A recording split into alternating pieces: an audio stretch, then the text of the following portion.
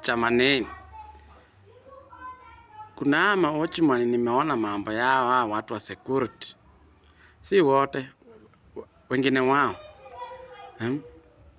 Tena ndiye akitoka hivi asubuhi, anamwambia nisaidie na mbao. Nisaidie na mbao, anaenda kazi. Tena akirudi jioni, bado unamuomba tu nisaidie na mbao. Paka unasema na 10. Nakwambia sina. Paka unaomba paka 5. Hizo ni gani sasa? Nyinyi hata ndio mnafanya watu wanatusarau. Ni sawa.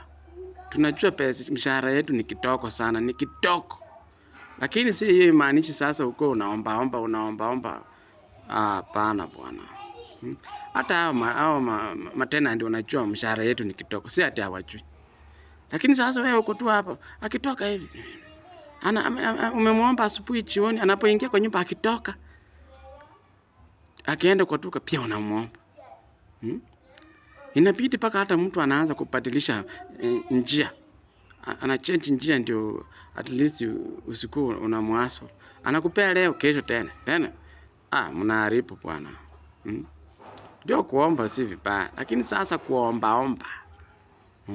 Na unaomba tu mtu same. Mnachoma bwana. Hiyo mambo mimi sifurahi nayo.